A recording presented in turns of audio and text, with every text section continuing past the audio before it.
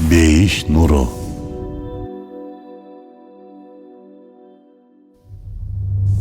Эгер айтылып жаткан окуянын же баяндын ичинде пайгамбарыбыз саллаллаху алейхи вассалам бар болгон болсо, ал баян түздөн түз жүрөккө жетет, жан дүйнөгө азык болуп кетет. Ушул сыяктуу бүгүндө пайгамбарыбыз саллаллаху алейхи вассаламдын окуясына жүрөгүбүздү берели, рухубузду кенен керели. Бир күнү пайгамбарыбыз саллаллаху алейхи вассалам мечитке намаз окуганы баратты. Мечиттен азан үнү жаңырып турду. Мечитке жакын жерде болсо жаш балдар ар кандай үн чыгарып, ооздорун кыйшайтып, мыскылдап, күлүп, ойноп жатышты. Бул балдар жөөттөрдүн балдары эле. Ичинен бир баланын үнү кооз эле. Ал азанды ар кандай окуп, мыскылдап, күлүп жатты. Балдар да аны карап каткырып жатышты. Булардын баарын пайгамбарыбыз саллаллаху алейхи вассалам угуп калды. Ал саллаллаху алейхи вассалам балдардын жанына басып барды. Пайгамбарыбыз саллаллаху алейхи вассалам эмне кылды деп ойлойсуз? Азан эмне сага оюнчукпу деп бисчилеп башына тарс эткизе чаптыбы же уруштубу? Кандай деп ойлойсуз? Же пайгамбарыбыз саллаллаху алейхи вассаламдын ордунда сиз болгонуңузда эмне кылмаксыз? Бул суроону баарыбыз өзүбүзгө берип көрөлүчү. Жан дүйнөбүздү таразалап көрөлүчү. Ассаламу алейкум деп балдарга салам берди. Колун үйдө көтөрүп пайгамбарыбыз саллаллаху алейхи вассалам. Колун көтөрүп саламдашуу бул колумда курал жок, сага тынчтык үчүн келдим деген мааниге келет психологияда. Ал эми ассаламу алейкумдун мааниси Аллахтын сага тынчтыгы болсун. Балдарга бир сыйра көз жүгүрттү пайгамбарыбыз саллаллаху алейхи вассалам. Балдар коркушкан жок. Эмне үчүн?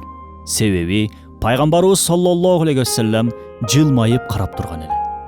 Мээрим пайгамбары, ааламга ырайымдуулук катары жиберилген пайгамбарыбыз саллаллаху алейхи вассаламдын жүзү балдарды күлүп карап турду. Ал саллаллаху алейхи вассалам бакырып урушкан жок. Кайра мээримин төгүп күлүп турду. Анан мындай деди: азыр башкачараак азан айткан бала ким эле? Үнү аябай кооз экен. Мага аябай жакты. Ал бала кимиңер? Үнү кооз бала дароо алдыга кадам таштады. Мен болчум, деди ашыга. Бул баланын аты Абу Махсура эле. Пайгамбарыбыз саллаллаху алейхи вассалам машалла деп баланын алдында тизелеп, баланын боюнчалык болгончолук деңгээлде чөгөлөдү. Көзү баланын көзүнүн тушунда болуп турду. Өйдөдөн карабастан өзүн баланын деңгээлине түшүрдү. Муну ал саллаллаху алейхи вассаламдан башка ким кыла алат? Абу Махсуранын башынан сылады да: дагы бир жолу айтчы кана, деди. Абу Махсура: мен азанды билбейм да, деди. Анда кел, мен айтайын, а сен болсо артымдан кайтала. Макулбу? Деди пайгамбарыбыз саллаллаху алейхи вассалам. Абу Махсура макул болду. Пайгамбарыбыз саллаллаху алейхи вассалам азанды айтып, Абу Махсура кайталап жатты. Пайгамбарыбыз саллаллаху алейхи вассалам кайра башын сылады да: үнүң аябай кооз экен, деди жылмайып. Натыйжада бул дүйнөдө Абу Махсурадан өткөн бактылуу бала жок эле. Пайгамбарыбыз саллаллаху алейхи вассалам: бул жердеги мечитке барып, ал жердеги байкелериңе да азан окуп бербейсиңби, деди. Абу Махсура дароо макул болду. Баары пайгамбарыбыз саллаллаху алейхи вассаламды ээрчип мечитке барышты. Мечитке жеткенче пайгамбарыбыз саллаллаху алейхи вассалам Абу Махсуранын башын сылап барды. Мечитке барган соң мечиттегилер да баланын азанын жактырышып макташты. Бала аябай кубанып, төбөсү көккө жетип турду. Ал албетте мусулман болду. Мындай мээрим төгүүдөн кийин мусулман болбой коюу мүмкүнбү? Пайгамбарыбыз саллаллаху алейхи вассалам Абу Махсурага Меккеге барып муаззин, башкача айтканда азанчы бол деп сунуш кылды. Ал кезде Меккеде азанчы болуу өтө олуттуу жумуш эле. Абу Махсура макул болду. Меккеде Билал разияллаху анху менен биргеликте азанчы болуп калат.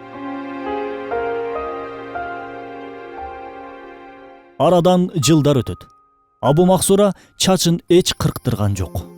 чачы белине жетип калса да баштыкка салып алып жүрө берчү. Муну көргөн кээ бирлери: "Эй Абу Максура, чачыңды кырксаң боло. Өзүң азанчы болсоң, болмок беле ушул кылганың" дешет. Муну уккан Абу Максура көздөрүнө жаш алып мындай дээр эле: "Бул чачты ким сылаганын билгениңерде ушул сөздү айтпайт элеңер. Бул чачтарга кимдин куттуу колу тийгенин билгениңерде минтпейт болчусуңар." Пайгамбарыбыз саллаллаху алейхи вассаламдын колу тийген ошол чачтар кандай бактылуу чынында. Ошол баш кандай бактылуу. Баланын башын сылоо баланын руху үчүн, нерв системалары үчүн өтө пайдалуу экендиги азыркы күндүн психологиясы тарабынан далилденди. Баланын башынан сылоо бул баланын жан дүйнөсүн, сезимдерин сылоо. О менин бир тууганым, азыркы күндө өзүбүзгө бир сырттан карап көрөлүчү. Бизде мээрим пайгамбардын сыпаттары, касиеттери калдыбы? Кээде мечитте кичинекей периштелер болгон балдар чурулдап ойногонун байкап калабыз. Заматта ары жактан бирөө ачууланып: "Токтот, ызылдаба" деп балдарды сыртка кууп чыкканын көрөбүз тилекке каршы. Деги ушул туурабы? Азанды мыскылдаганына карабай жумшак мээрим менен мамиле кылган пайгамбарыбыз саллаллаху алейхи вассалам бизге өрнөк эмеспи? Биз үммөтпүз дейбиз. Эмне үчүн ал затка саллаллаху алейхи вассалам окшошууга кадам таштабайбыз? Курандагы Аллах Тааланын ушул сөзү эле жетпейби бизге? Чындыгында силер үчүн Аллахты, акырет күнүн үмүт кылгандар жана Аллахты көп эске алгандар үчүн да Аллахтын элчисинде көркөм өрнөктөр бар.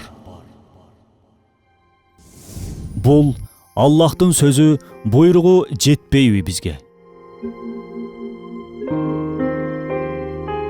Мечиттен куулган баланын жан дүйнөсүндө мечит коркунучтуу, жаза берүүчү бир жер болуп калыптанып калат да.